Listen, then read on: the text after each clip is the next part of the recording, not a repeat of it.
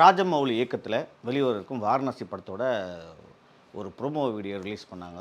அது வந்து பிரம்மாண்டமாக ஹைதராபாத்தில் வந்து எல்லா தெலுங்கு பத்திரிகையாளர், ஆடியன்ஸ், அதுக்கப்புறம் பார்த்திங்கன்னா ஹிந்தி, தமிழ், மலையாளி, அந்த பக்கம் பார்த்திங்கன்னா கன்னடா, இப்படி எல்லா ஊர்லேருந்துமே அவங்களுடைய ரசிகர்கள் வந்தாங்க. அதே மாதிரி நம்ம ரிப்போர்ட்டர்ஸும் நிறைய பேர் போயிருந்தாங்க.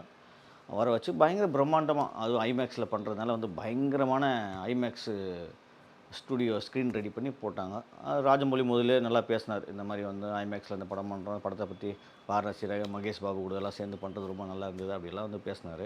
அடுத்தது இப்போ பார்க்க போகிறீங்க ஒரு டீசர் அப்படின்னு சொல்லி ஒரு ப்ரொமோ டீசர் ஒன்று விட்டாங்க.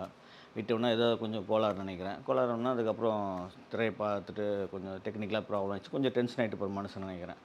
உடனே ஸ்டேஜில் அவர் பேசினார். அந்த பேசுனது தான் பயங்கர வைரலாச்சு.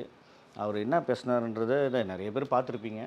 இருந்தாலும் நமக்கு என்ன தோணுச்சு அப்படின்னா, ராஜமௌழி பார்த்திங்கன்னா, அவர் கடவுள் நம்பிக்கை இருக்கா இல்லையான்றது நமக்கு தேவையே இல்லாத ஒன்று. ஏன்னா அது அவர் தனிப்பட்ட ஒரு விஷயம். ஆனால் அவர் எடுத்த படங்கள்லாம் பார்த்திங்கன்னா பாகுபலி, அது வந்து ஒரு கடவுள் நம்பிக்கை சார்ந்த ஒரு படம். ஒரு ராஜாக்குள்ள கடவுள், அது ஒரு நம்பிக்கை அப்படின்ற ஒரு விஷயம். அதேமாதிரி ஆர்ஆர் கூட பார்த்திங்கன்னா அதுவும் கடவுள் நம்பிக்கை சார்ந்த படமாக தான் இருக்கும். இப்படி 2 படமும் ஒரு 500 கோடி 1000 கோடி ஹிட்டான படம். அப்படி 1000 கோடிக்கு மேலே வசூலான படத்தை எல்லாருமே கலந்து பார்த்துருப்பாங்க. எல்லா மதமும் சேர்ந்து பார்த்துருப்பாங்க. இவர் வந்து திடீர்னே வந்து கடவுள் நம்பிக்கை எனக்கு இல்லை, என் ஒய்ஃபுக்கு கடவுள் நம்பிக்கை இருக்குது, எங்கள் அப்பா வந்து ஆஞ்சநேயர் பக்தர், இப்படிலாம் சொல்ல வேண்டிய அவசியமே கிடையாது.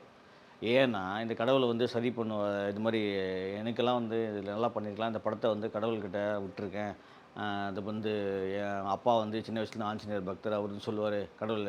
அப்புறம் என் ஒய்ஃப் வந்து ஆஞ்சநேயர் பார்த்து பேசிகிட்டு இருப்பாங்க, எனக்கு அதெல்லாம் பார்த்தா கஷ்டமாக இருக்கும் அப்படின்ற அந்த வார்த்தையெல்லாம் வந்து யூஸ் பண்ணியிருக்க வேண்டிய வேலையே இல்லை அவருக்கு.